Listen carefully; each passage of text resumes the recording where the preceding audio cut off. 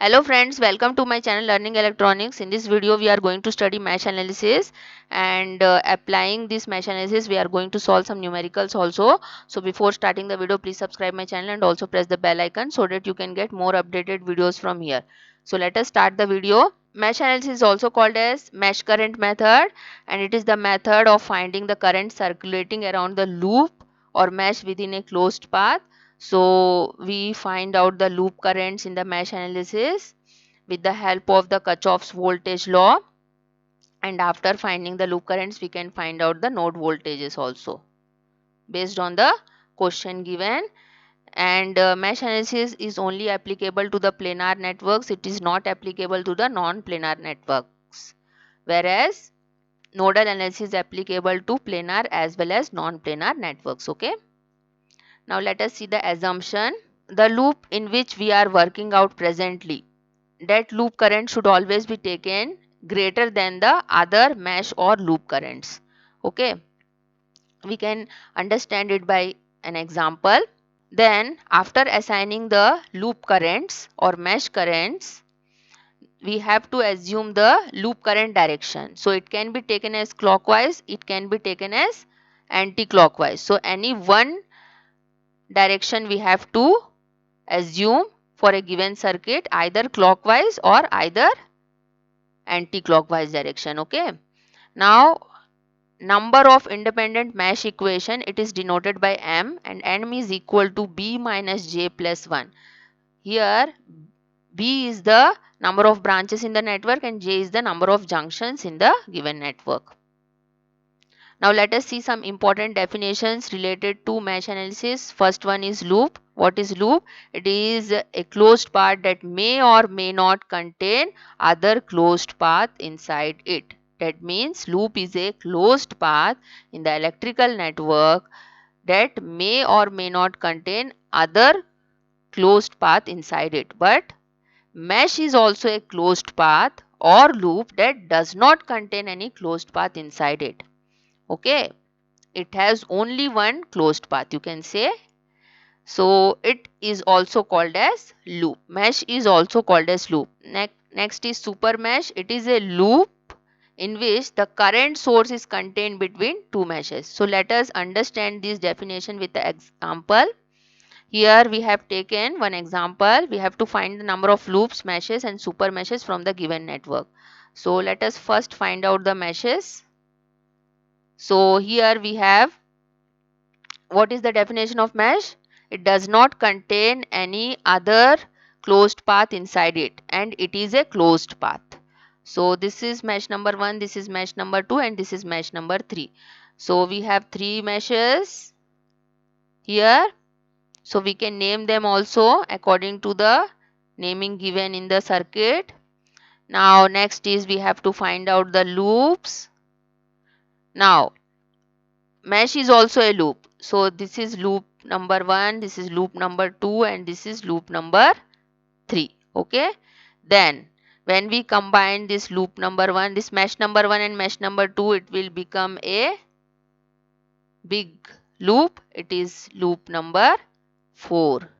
Then when we combine this mesh number 2 and mesh number 3, we have another loop which is 5.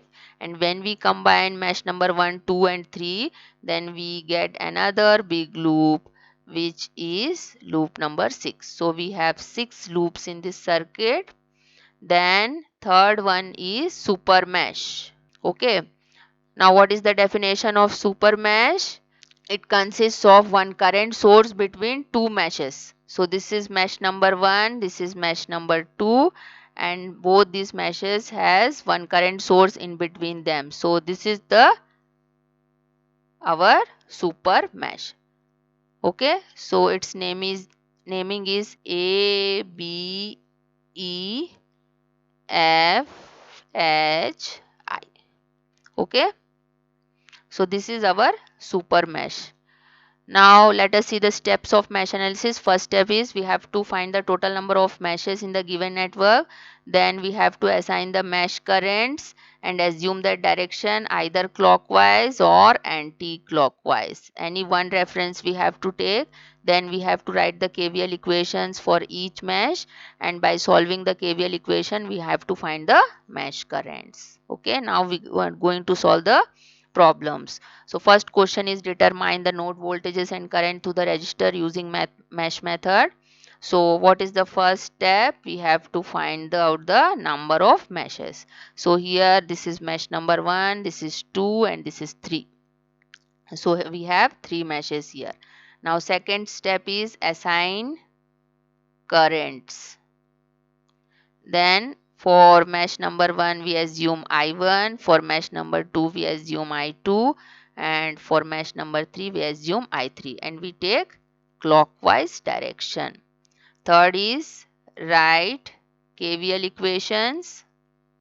So first we write KVL equation for loop number 1, then 2, then 3. Okay, so by KVL in loop 1. So before writing the KVL equation, we assign the polarity for the registers given in this loop. So whenever the current enters into this register, it will taken as positive. Current leaving point is taken as negative. So this loop current will come here and it will enter in the 5 ohm resistor. So will be taken as positive and current leaving point is taken as negative. Similarly for 2 ohm resistor, the current will come like this and enter in the 2 ohm resistor. Then will be plus and leaving point is taken as negative. Now we mark the points for writing the KVL on these components given in this loop. So this is taken as 1 point for 12 ohm. This is 12 volt. So for 12 volt it is taken as 1 point. This is 2 point. For 5 ohm it is 1. This is 2. Then again it is 1. This is 2. Alternate we have to write. Okay, after 1 then 2 then 1 then 2, like this. Then now apply KVL. We have to take any one points as reference. Either we have to take 1 point for all the components, or we have to take 2 point for all the components, and this should be applied for whole circuit. That means 2 point will be taken as reference for whole circuit. Okay, we don't have to write these points. This is for making you to understand. So by applying KVL in the loop 1, we get starting from this 12 volt. Second point is plus 12. Then for 5 ohm, second point is minus 5 into. Now in this branch, the current is flowing is I1 minus I3. Okay, why we are taking I1 minus I3? According to the assumption, the loop in which we are working out, that loop current is taken as greater than other loop currents in the given network. That means I1 will be, now we are working out in the first loop. So I1 will be greater than I2 for this loop, and I1 will be greater than I3 for this loop. So when we are working out in the second loop, I2 will be greater than I1 and I2 will be greater than I3. Similarly, we have to solve. So here minus 5, and this branch current is I1 minus I3. Okay. Then for 2 ohm, minus 2 into, here the current will be I1 minus I2 is equal to 0. So this is the KVL equation for loop number 1 we are getting.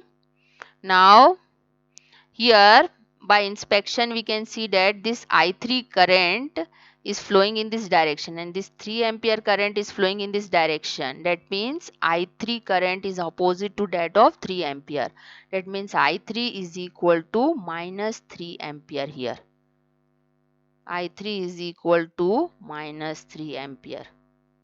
So we put in above equation. So we get this equation in terms of I1 and I2. So this equation will become 7I1 minus 2I2 is equal to minus 3. This is our equation number 1. Okay. Now we apply KVL in loop number 2. So this is our loop number 2. This is I2, this is I1, this is I3. Okay, now we mark the polarities for all the registers. This is plus, current entering point is plus, then minus, then it is plus, then minus, then this is plus, this is minus. Okay, now we have already marked the polarities for loop number 1. But when we are working out in the loop number 2, we have to mark the polarities again. Okay, we cannot consider the polarity of the previous loop. So this will be here, sorry, this will be minus. Okay, this is plus, this is minus. In this way we have to mark the polarities. Now we have to apply the KVL in loop number 2. So for this we mark the points. This is 1, this is 2, this is 1, this is 2, then 1, this is 2, and this is again 1, this is 2. Now we start from the 1 ohm resistor, so it will be minus 1 into I2, then minus 2, second point is minus, so minus 2.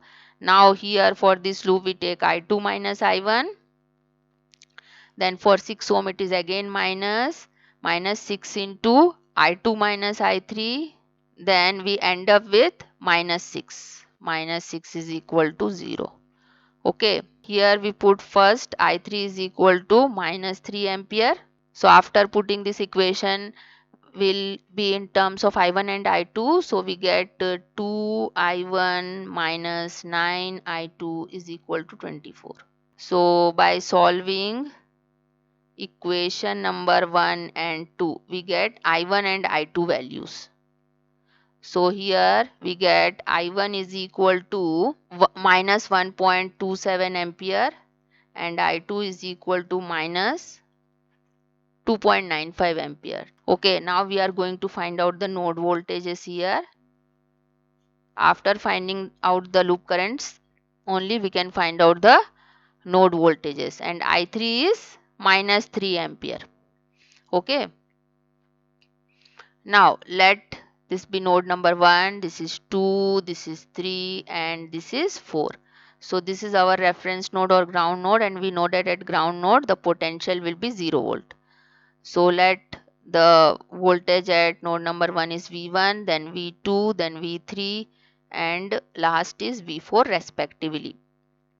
First is V1 voltage. So V1 voltage will exist between this node number 1 and fourth node, that is ground node. So here we can see that V1 is equal to 12 volt. Now next is V2. V2 will be between node number 2 and node number 4.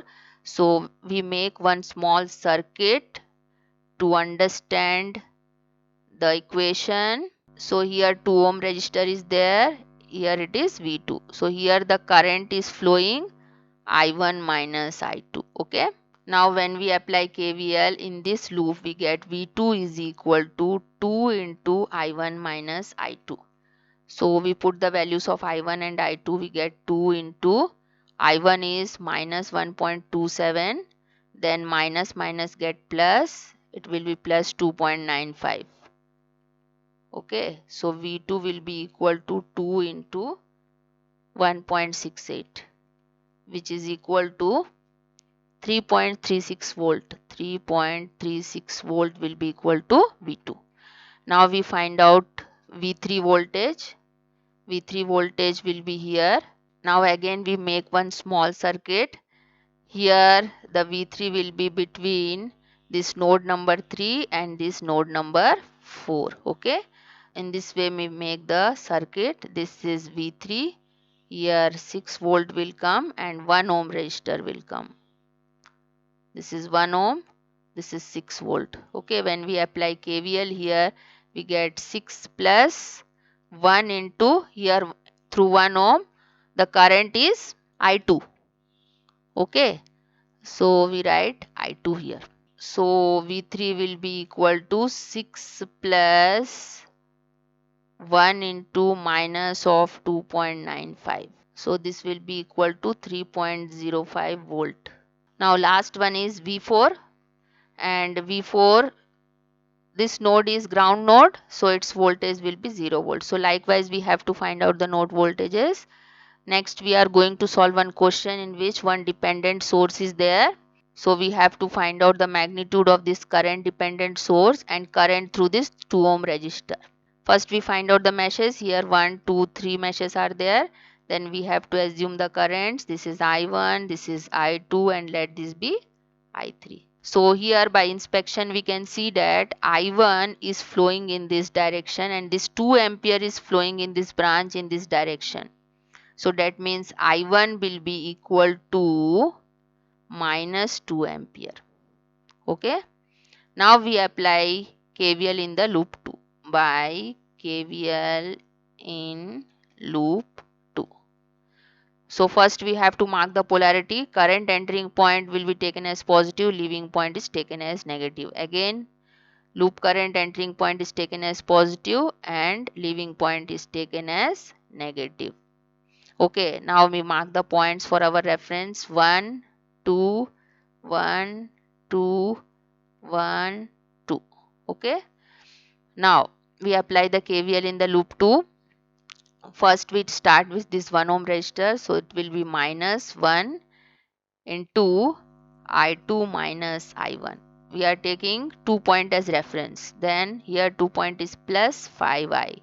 Then here 2 point is negative 1 into I2 equal to 0. Now we know that I1 is equal to minus 2 ampere and this I is flowing through this 1 ohm resistor. Here the current is I through 1 ohm resistor and our I2 minus I1 is flowing in this direction.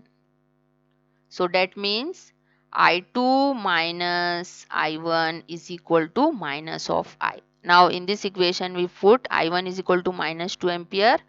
So we get I2 plus 2 is equal to minus I. So I2 will be equal to minus of 2 plus I we will get. So put this in, let this be equation number 1 in equation number 1. So put the value of I2 and I1 is equal to minus 2 in equation number 1. So when we put the values of I1 and I2, we get the value for current I, which is equal to minus 2 by 7, which is equal to minus 0.29 ampere we will get. Now again we apply KVL in this loop number 3. So first we will find out the magnitude of this current dependent source which depends on this current I. So magnitude of current dependent source will be equal to 5 into I, which is equal to 5 into minus 0.29, which is equal to minus of 1.45 volt. So this is a voltage source, current dependent voltage source. So its magnitude will be in volts. Okay. Going to apply KVL in loop number 3. So again we mark the polarities for the resistances. This will be plus, this minus, this is plus, this is minus. And we take the reference point 1, 2, 1, 2, then 1 and then 2. Okay. So first we take 1 ohm. So it will be minus 1 into I3 minus I1. Then for 2 ohm it will be minus of I3 into 2. Then here the second point is minus 5I, which is equal to 0. In this equation again we put I1 is equal to minus 2 ampere and I is equal to minus of 0.29 ampere we will put. This is taken as equation number 2. Put in equation number 2 we will write. Now after putting these values we get the value of I3. I3 will be equal to minus 0.183 ampere we will get. So when we put the values we get the answer for I2 also, but we don't need this value. So these are the answers which we are getting. This is through 2 ohm resistor. So hope you have understood the topic. Thank you very much for watching and please do subscribe my channel for more updates.